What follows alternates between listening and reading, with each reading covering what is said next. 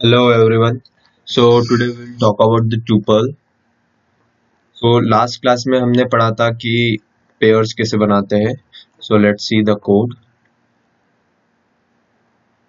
Pair class की template देखी थी. तो पेयर क्लास की टेम्पलेट में ये देखे थे कि हम किसी दो का पेयर बना के चीजों को स्टोर कर सकते हैं. फॉर एग्जांपल एक स्टूडेंट हो गया और उसके मार्क्स हो गए. तो इस प्रकार से कुछ बच्चों का ये डाउट था कि अगर तीन चीजों का पेयर बनाना हो then what we will do. तो तीन या तीन से ज्यादा चीज कोई का भी पेयर बनाना हो तो we will use the tuple. For example की कंट्री हो गई, सिटी हो गई, और सिटी के अंदर मतलब डिस्ट्रिक्ट हो गया, स्टेट हो गया और सिटी हो गई. इन तीन चीजों का पेयर बनाना है तो हम यूज करेंगे टुपल. टुपल और पेयर क्लास में कोई ज्यादा डिफरेंस नहीं है. पेयर में हम दो ऐसे स्पेसिफाई करते थे. पहले लिखते थे pair, then we will use two data specifier कि कौन से डेटा के होंगे, इंट होंगे, फ्लोट होंगे. T2 में भी वैसे ही. Then we will make any object of any name. तो यहाँ पे पेयर वन या कोई और नाम का भी हम बना सकते. तो टुपल में भी सेम चीज होगा. हमने एक टुपल क्लास टेम्पलेट के एक ऑब्जेक्ट बनाया है T1, जिसमें तीन पेयर बनाएंगे, दो स्ट्रिंग होगी, एक फ्लोट होगी. अब टुपल को इनिशियलाइज करने के लिए फॉर एग्जांपल मुझे उसके अंदर डालना है LTT C++ और 0.2, बिकॉज पहला स्ट्रिंग, दूसरा स्ट्रिंग, तीसरा फ्लोट वैल्यू डाल रहे हैं. तो उसको डालने के लिए हमें एक मेंबर फंक्शन को रन करना होगा जिसका नाम होगा मेक टुपल. मेक टुपल को कॉल किया, उसके अंदर वैल्यूज डाली.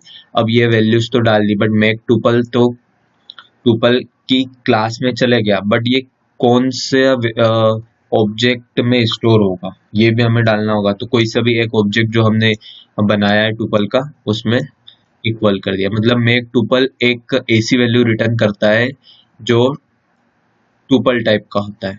तो T1 में टुपल टाइप का वो चले गया. अब हम T1 की हेल्प से कोई भी चीज प्रिंट करा सकते हैं. फॉर एग्जांपल अब इसमें तीन वैल्यूज है. अब T1 में कौन सी वैल्यू प्रिंट करानी है उसके लिए हम कैसे करेंगे, गेट फंक्शन का यूज करेंगे. गेट में इस ब्रैकेट की हेल्प से 0 लिखने का मतलब हुआ कि पहली वैल्यू, 1 मतलब कि दूसरी, 2 मतलब कि तीसरी वैल्यू, और कौन से ऑब्जेक्ट की T1 वो यहाँ पे डालना है. T1 यहाँ पे, T1 यहाँ पे, T1. So this is the simple code for tuple. अगर तुम्हें चार डिफरेंट डेटास का सेट बनाना है देन ये कोड एक नीचे लिखा हुआ है, ये चार वैल्यूज के लिए है. String, string, float, int, same, केवल चीजें चेंज हो जाएगी 0 1 2 3 तक. आई गेस ये आपको क्लियर हो गया होगा. सो बेसिकली आज की जो क्लास थी वो बेस्ड थी वेक्टर क्लास टेम्पलेट पे. तो आज वेक्टर क्लास टेम्पलेट हम पढ़ेंगे अच्छे से. लास्ट क्लास में एरे क्लास टेम्पलेट भी कवर किया था. तो एरे और वेक्टर में क्या डिफरेंस है, एरे में और वेक्टर में केवल एक ही डिफरेंस है, ये जो कि एरे में इनिशियली हमें साइज बताना होता है कि एरे का इतना साइज होगा. तो कंपाइलर क्या करता है कि उतना ही मेमोरी से उतने साइज का उसको अलोकेट कर देता है और हमारा एरे बन जाता है. और वेक्टर क्लास टेम्पलेट में क्या होगा कि हम डायनेमिक अलोकेशन होगी मेमोरी की हमें अगर नीड है तो क्रिएट हो जाएगी. ठीक है. एरे और इससे वेक्टर क्लास को यूज करने का क्या फायदा है एरे क्लास के इंस्टीड, वो ये है कि एरे क्लास में फॉर एग्जांपल 10 ब्लॉक का एरे हमने बना दिया और हमें यूज है केवल 5 का यूज था, और हमें पता नहीं था कि 5 ही का यूज है. तो अब जो 5 बचे हुए हैं वो हमारा एक तरीके से मेमोरी यूज कर रहा है, तो कोड इफिशिएंट नहीं हुआ एक तरीके से. तो वेक्टर क्लास क्या करेगा, वेक्टर क्लास में अगर हमें 5 की नीड है तो इनिशियली वो 5 ही ब्लॉक बनाएगा. ये अकॉर्डिंग टू यूजर होता है.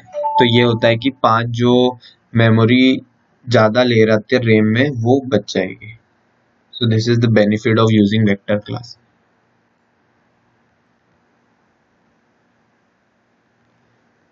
So vector class में basically is a dynamic array and does not need size during declaration. जैसे array class में हमने यहाँ पे size डिफाइन किया था कि array int 5 होगा, बट यहाँ पे 5 डिफाइन करने की जरूरत नहीं है वेक्टर क्लास में. अब देखते हैं वेक्टर क्लास के जैसे जैसे अपन ने एरे क्लास के टेम्पलेट्स में देखा था कि उसमें क्या क्या मेंबर फंक्शंस होते हैं, कैसे डिक्लेरेशन करते हैं और कैसे वेक्टर क्लास में टेम्पलेट की हेल्प से हम एक डायनेमिक एरे बनाएंगे, उसमें वैल्यूज डालेंगे, वैल्यूज निकालेंगे। और इस वेक्टर क्लास टेम्पलेट में थोड़ा सा इटरेटर का भी हम एप्लीकेशन देखेंगे कि इटरेटर की हेल्प से कैसे हम चीजों को किसी वेक्टर क्लास में बीच में कोई सा वैल्यू डालते हैं, लास्ट में कोई सा ब्लॉक जोड़ते हैं, रिमूव करते हैं, तो वो भी इसमें आज साथ देखेंगे।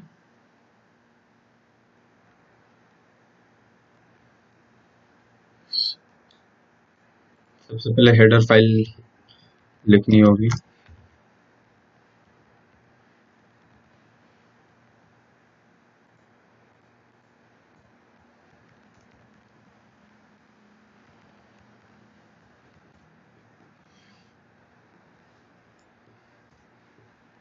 वेक्टर टेम्पलेट का यूज करने के लिए सबसे पहले लिखेंगे वेक्टर, देन उसका टाइप स्पेसिफाई करेंगे। यहाँ पे मैं इंट स्पेसिफाई कर रहा हूँ और उसका एक नाम का मैंने ऑब्जेक्ट बना लिया। So this is the way how you can declare the object of vector class. अब इसमें और भी डिक्लेरेशन होते हैं, वो अपन देखते हैं कैसे होते हैं।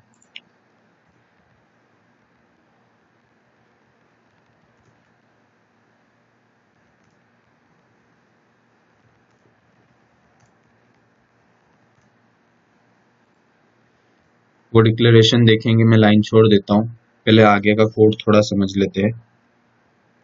फॉर एग्जाम्पल कि हमें नम अब हमारा एक एरे हो गया है, नम हमारा एक एरे हो गया है जो कि डायनेमिकली अलोकेट होगा इसका साइज। अभी कुछ हमने अलोकेट नहीं किया है तो ये 0 होगा इसका साइज।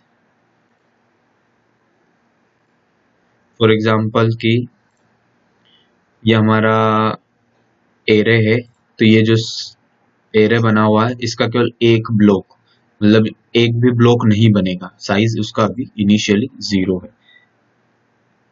अब फॉर एग्जांपल इस एरे में हमें कुछ अभी 0 साइज है, अब इसमें कुछ इनिशियलाइज करना है, इसमें कुछ डालना है, तो ऑटोमेटिकली साइज बनता जाएगा। जैसे जैसे बस हमें वैल्यूज डालनी है, साइज ऑटोमेटिकली बनेगा उसके हिसाब से।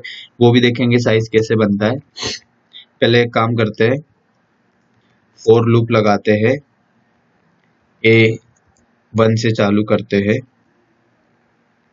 और a less than equals to 0 less than equals to 5 तक चलाते हैं।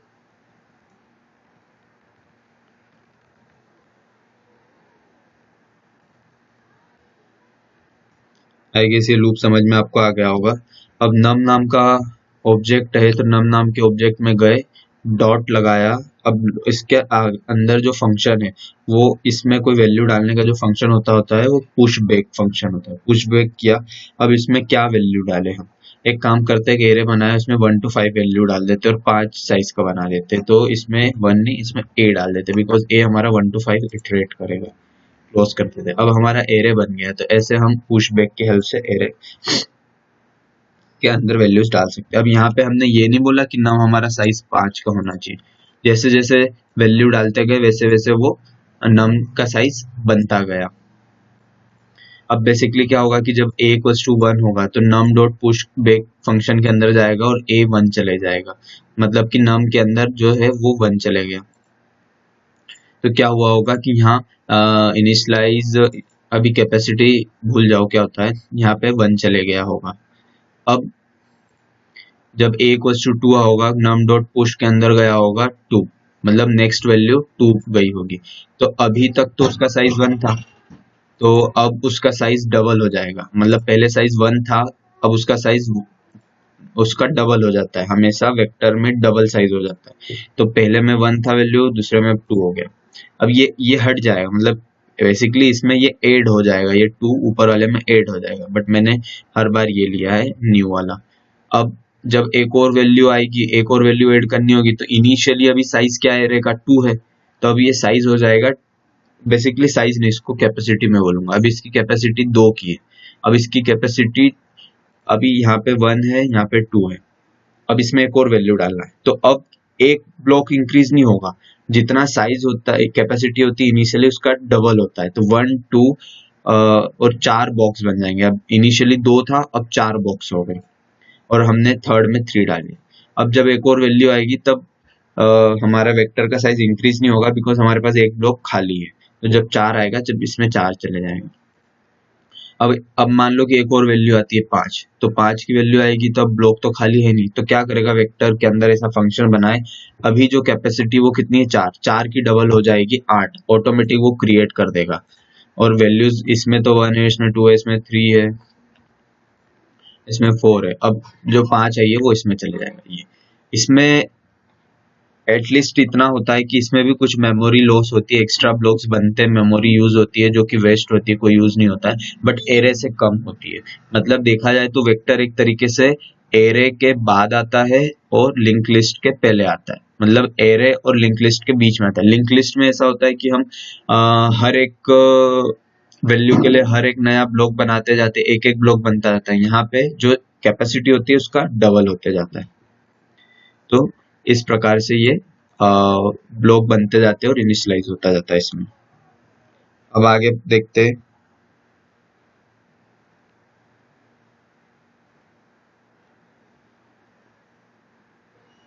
अब एक काम करते हैं, इसी एरे को प्रिंट करा देते हैं। तो प्रिंट का कोड क्या होगा, एक बार सी आउट करा देते हैं, output from begin to and.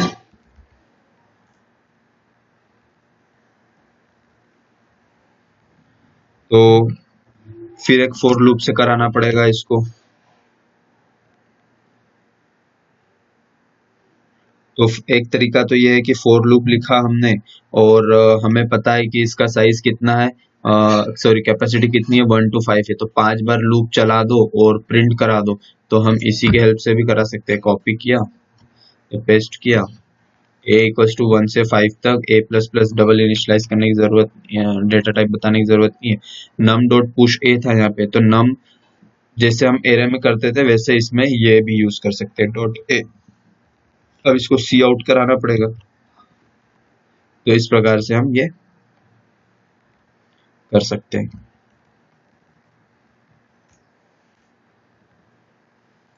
या फिर इसका एक और तरीका है कि ये ना करो तो आप डॉट 8 लगा के भी उसमें लिख सकते हो कि ए वाला प्रिंट करा दो। इंडेक्स बताना होगा तुम्हें। बेसिकली यहाँ पे अब इसको 0 से करना पड़ेगा, इसमें इंडेक्सिंग 0 to 5 चाहिए। तो एक ये तरीका हो गया। ओके,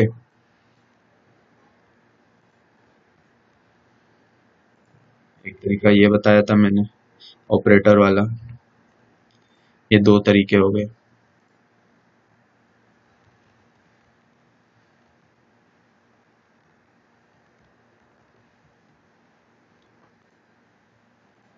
अब इसमें एक और तरीका होता है प्रिंट कराने का, वो होता है इटरेटर वाली मेथड। इटरेटर वाली मेथड क्या होता है, बेसिकली ये समझो कि ये हमारा मेमोरी है और जो ब्लू कलर के बॉक्स है वो हमारे एरे है, डायनेमिक एरे है। ठीक है, मेमोरी को भूल जाओ, जो विदाउट कलर्स है वो तो मेमोरी है, उनको हम नहीं देख रहे, केवल हम हमारे एरे को देखेंगे। तो इस डायनेमिक एरे में, हमारे वेक्टर एरे में हम अगर कोई पॉइंटर फर्स्ट वाले एलिमेंट को पॉइंट करता है तो उसको हम कहते हैं बिगिन वाला इटरेटर। और जो लास्ट जो खत्म हो रहा है, वी जो ब्रैकेट में 3 लिखा है, इसके जस्ट बाद वाले को जो पॉइंट करे वो एंड से हम उसको एक्सेस कर सकते हैं। एंड ऑपरेटर, एंड फंक्शन होता है बेसिकली। तो उसको उसको कहेंगे हम एंड पॉइंटर, जो एंड को पॉइंट कर रहा है। ठीक है, तो ये कैसे हम कर सकते हैं, कोड लिखूंगा तो आपको समझ में आ जाएगा। मैंने एक फॉर लूप बनाया और मैं a को इक्वल टू लिख रहा हूं कि नम्स जो हमारा ऑब्जेक्ट है उसके अंदर जाके जो हमारा वेक्टर है नम वेक्टर, उसमें बिगिन, जो बिगिन वाला ब्लॉक है उसको पॉइंट करेगा ये। तो नम डॉट बिगिन उसको पॉइंट करेगा, क्लोज। अब और जो लास्ट वाला होता है वो क्या होता है, नम डॉट एंड होता है। ठीक है, तो अब मैं फॉर लूप चलाना चाहता हूँ कहाँ से, बिगिन से एंड तक। तो एंड बेसिकली एंड के पहले तक चलाना चाहता हूँ, एंड को नहीं चलाना चाहता। तो एक काम करता हूँ, मैं लिखता हूँ कि ए जब तक चले जब तक कि नम डॉट एंड ना आ जाए। ओके, ये क्लोज हो गया। अब हर बार मैं ए को इंक्रीज करना चाहता हूँ, प्लस प्लस ए कर दिया। अब बेसिकली ए में हमारा ए तो हमारा इंट था, ए हमारा इंट था। यहाँ पे ए इंट नहीं होगा, यहाँ पे num डॉट बिगिन है पॉइंटर, तो पॉइंटर रिटर्न करेगा। तो या तो हम फिर ए की जगह कोई और वेरिएबल यूज करें, या तो फिर हम क्या कर सकते हैं, ऑटो कीवर्ड का यूज कर सकते हैं। अब ऑटो कीवर्ड क्या यूज में आता है कि फॉर एग्जाम्पल जो हमारे वेरिएबल का पहले कुछ डेटा डिफाइन किया होगा उसको डिडक्ट कर लेगा। ए हमारा इनिशियली इंट था, उसको हटा देगा, डिडक्ट कर देगा। और अभी जो इनिशियलाइज किया है, अभी जो उसमें वैल्यूज डाली है, उसके अकॉर्डिंग वो डेटा टाइप ले लेगा और वो ए का फिर हो जाएगा। तो इसके अंदर अब लिखते हैं हमने लूप चला दिया है फर्स्ट से लगा के लास्ट तक, और हर बार ए को प्लस प्लस किया है।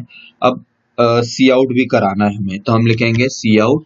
अब हमारा ए पॉइंट कर रहा है, तो ए जिसको पॉइंट ए अगर हम सिर्फ लिखते हैं then it will print the address, तो पॉइंटर है हमारा, तो उसके हिसाब से हमें उसको एस्ट्रिक लगा के पॉइंटर बनाना होगा। तो ए के आगे हमें ये लगा दिया, तो अब ये हमारा प्रिंट कर देगा।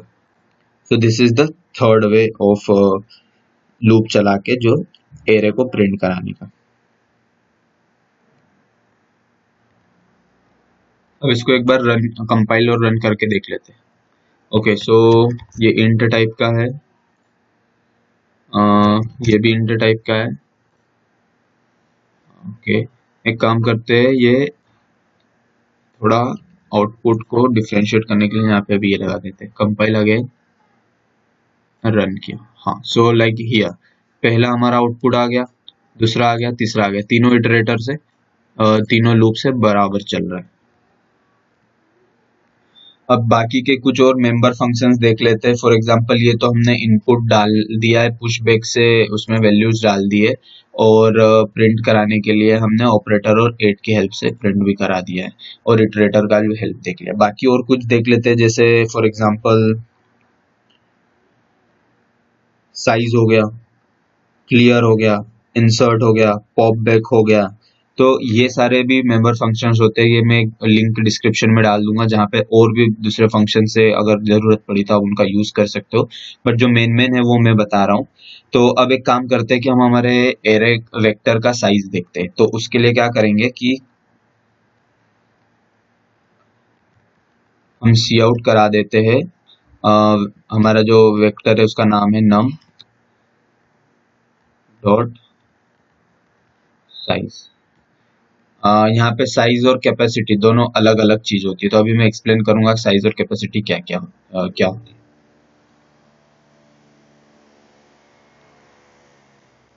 तो साइज को सी आउट कराने में कंपाइल किया, एक बार इसको भी डिफरेंशिएट कर देता हूँ।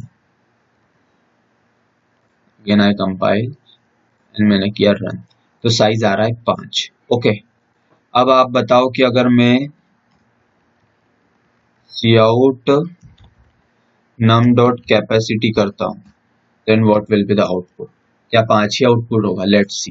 कंपाइल किया, रन किया, तो ये 8 आ रहा है। ये पहला 5 है और दूसरा 8 है, तो इसको डिफरेंशिएट करना है। अब ऐसा क्यों हो रहा है? अभी मैंने थोड़ी देर पहले समझाया था कि कैपेसिटी अलग होगी और साइज अलग होगा। ये 5 आ रहा है साइज, और कैपेसिटी 8। तो बात करते हैं कैपेसिटी और उसकी। तो यहाँ पे जो हमारा फॉर एग्जांपल इसको एरे मानो, सॉरी इसको वेक्टर मानो, जो कि सबसे लास्ट वाला है, इसमें 1 to 5 तक वैल्यूज रखी हुई है। तो हमारा जो साइज ऑफ एरे होगा वो 5 होगा, जितने की वैल्यू जितनी वैल्यूज डली है उनका ही साइज केवल देगा। और जो कैपेसिटी होगी वो उन ब्लॉक्स को भी इंक्लूड करेगा जो एम्प्टी है और जो हमारी मेमोरी में बनाए गए थे वेक्टर क्लास के द्वारा, तो वो होगी कैपेसिटी, और ये होगा साइज। तो इसकी हेल्प से भी हम कर सकते हैं, कैसे लूप को रन कर सकते हैं कि num डॉट साइज तक हमारा लूप रन हो, और फॉर एग्जांपल इस लूप में देखें तो a इक्वल्स टू 0 से चालू हो जाए और a कब तक चले, num डॉट साइज तक चले, a प्लस प्लस होके ये प्रिंट हो जाए हमारा। तो num डॉट साइज का हम वहाँ पे उसकी हेल्प वहां पे ले सकते हैं। इसके अलावा एक क्लियर फंक्शन होता है, क्लियर फंक्शन का क्या काम होता है वो भी देख लेते हैं कि num डॉट cle है यार क्लियर, तो ये सारे जितना डेटा है सबको उड़ा देगा हमारे वेक्टर से। उसके बाद हम एक बार कैपेसिटी को प्रिंट करा के देखते हैं। सी आउट एंडल को एक बार यहाँ करा देते हैं, then clear and then again हमने कैपेसिटी प्रिंट कराई, तो ये किया कंपाइल, ये किया रन। तो यू कैन सी कैपेसिटी अभी भी 8 है, क्लियर चलने के बाद भी कैपेसिटी कितनी है, 8 है। अब मजेदार वाली बात ये देखो कि अब num डॉट साइज चला के देखते हैं, अब बताना क्या फर्क आएगा। ये किया कंपाइल, ये किया रन। ओ मेरे को यहाँ पे भी एक आउटपुट को सेपरेट करने के लिए, तो लाइक अगेन आई कंपाइल और रन किया, तो देख रहे हो आप 0 आ रहा है और फिर 8 आ रहा है। कैपेसिटी 8 ही है और जो हमारा साइज है वो 0 हो गया, मतलब कि क्लियर करने से उसके अंदर जितना भी डेटा है वो क्लियर हो जाएगा, बट मेमोरी रिलीज नहीं होगी। अभी भी वेक्टर क्लास को 8 ब्लॉक की मेमोरी अलोकेटेड है।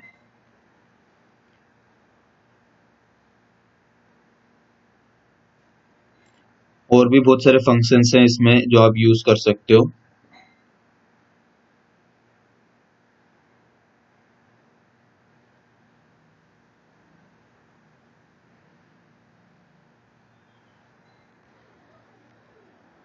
और बाकी के जो भी हमारे और भी इसमें जो मेंबर फंक्शंस है वो आप डिस्क्रिप्शन में जो लिंक दिए उसके थ्रू जाके वो वाला गूगल का पेज पढ़ सकते हो, उसमें और भी फंक्शंस है थोड़े बहुत और है, जैसे इरेज हो गया, फिर और भी चीजें हो गई, जैसे पॉपअप हो गया। तो पॉपअप बैक पुश बैक अपन जो यहाँ पे यूज किए हैं तो वो ऐड कर रहा है वैल्यू, और पॉपअप यूज करेंगे तो वैल्यू को रिमूव कर देगा। तो उसके लिए केवल आपको कितना लिखना है, ये कॉपी किया, पेस्ट किया और ए हटाना है और यहाँ लिखना है पॉपअप,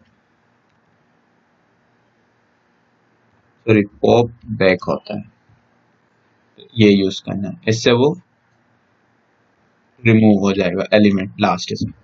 बाकी सारे अपन ने एरे में पढ़ लिए, वो भी यूज कर सकते हैं कुछ कुछ फंक्शन। ओके, सो अगर ये कोड डाउनलोड करना है तो you can go through the drive link.